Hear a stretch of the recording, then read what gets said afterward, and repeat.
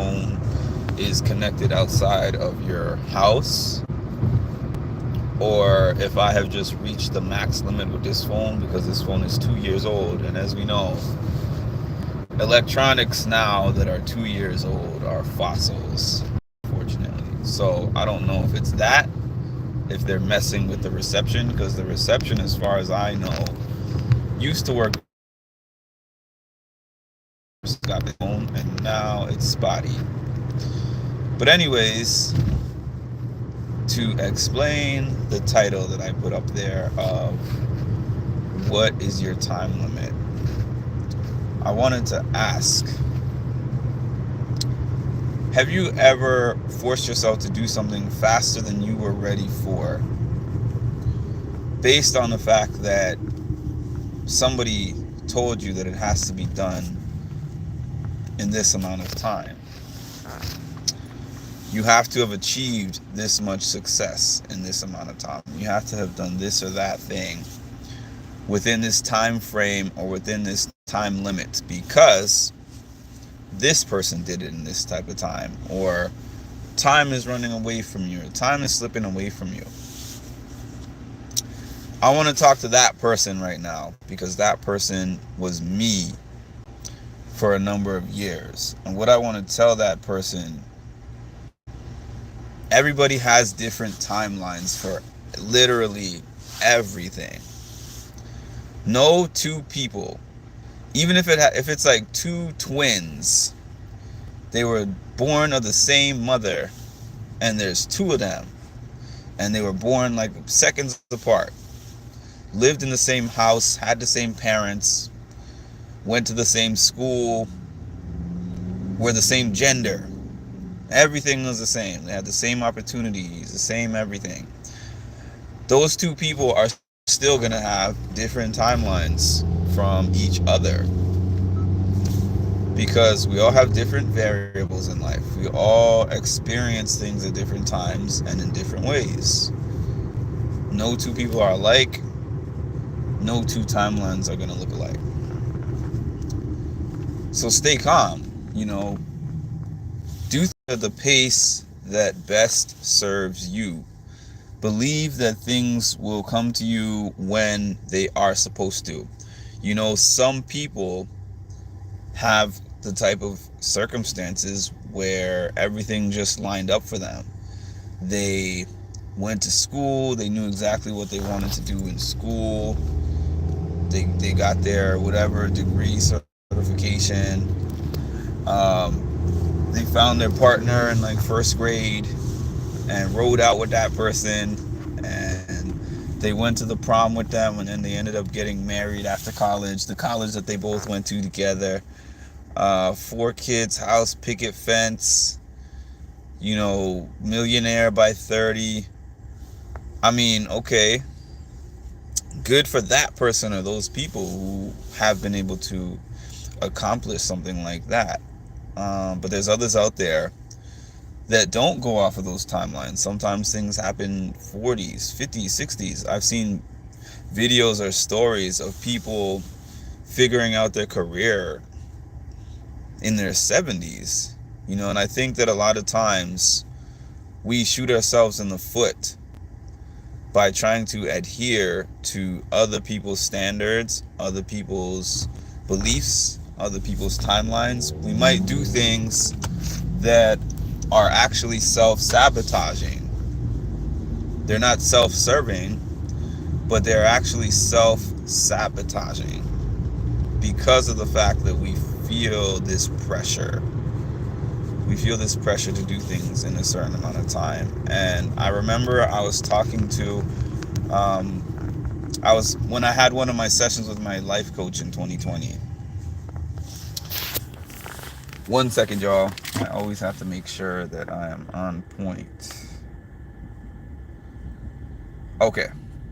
So I was talking to my life coach, and she can confirm this story, because when I first got the sessions with her and she asked me what area that I want to focus on,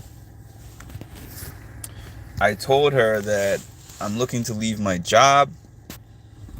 and that within the 10 weeks that we're doing these sessions, I'm making it a goal to leave my job and to have my own business by the end of the 10 weeks. And she was kind of like, Mark, slow your roll. And I'm like thinking, but that's what I'm signing up for. I don't know why you're discouraging me from living out my dream of getting rid of this job in 10 weeks and having an up and coming business. So she was kind of like, I'm not discouraging you from leaving your 9 to 5 and starting a business, having your own job and all that kind of stuff. Like, that would be great if you're able to do that. And I believe that you're able to do that. But it's the timeline part of it. It's the timeline part of it. So she said, the thing you should be doing is not saying, I want to get out of this job by this amount of time, because that could be an unrealistic goal, because you have to be able to replace your whole income that you're making, because you have to be able to pay the bills that you're currently paying to be able to leave the job. So she said to think about the values that I want. To think about the values that I want from my next situation, whether it be a different company or whether it be my own company. Think about the things I want, the amount of money I want to make, the way that I want people to treat me, like the things that I don't like about the way that things are currently. And one thing she told me that's stuck in my head is never operate under the pressure of feeling like you need to make a certain amount of money by a certain amount of time. Because if you are operating under the kind of stress and distress of like, I need money right now and that's my main motivation for what I'm doing, then you're never going to succeed at it. And I think that's true, because I have operated under pressure a lot when it comes to money. In fact, in 2017 or 18, I quit my job that I was doing at that time in pursuit of my passions, and I was doing things that were pretty cool. I was doing the things that I wanted to do, actually, and I was getting paid for them. I was getting paid to perform music at various different places. I was getting paid for public speaking, and I was getting paid for photography and videography, and I was about to say fitness, but no, I was just doing fitness. I wasn't getting paid for that. But the other 3 things, which are 3 out of my 4 main squeezes, I was getting money for doing those things. And I was, at first, when I had first left the job, it was like, cool, I get 300 here, I get 200 here, 100 here, for an hour, half an hour, 2 hours of work, whatever. It was cool. But then it was like, it started to hit me, because at work, every 2 weeks, X amount of money is going into my bank account. And X amount of money helped me pay bill A, B, C, D, E.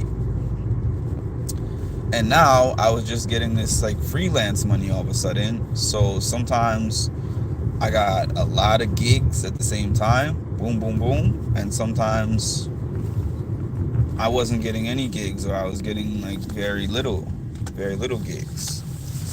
And then I'm like, these bills are still coming consistently, even though this money is not coming consistently. And I didn't have to quit the job when I quit the job. I quit the job because I was like feeling this intense pressure of, I wish I had succeeded to this level by this stage of my life. So I had to do something drastic and just go all in. Sometimes I fight that, but I'm much better than I was prior to getting those coaching sessions. Sometimes I fight that feeling of anxiety and the feeling of, I have to really do this right now because I need to achieve this success right now. I'm running out of time. That never serves you. There's a certain kind of good pressure and there's a certain kind of bad pressure. The good pressure is like the pressure you put on yourself, just having a high standard that I want to succeed and I'm going to work hard to succeed at this. And the bad pressure is the desperation, where it's like I feel desperate to succeed and I haven't succeeded yet, and I'm on the borderline between maybe there's a success around the corner or maybe I'm driving myself into insanity. On that note, though, I do have to go. I do want to continue this topic, but just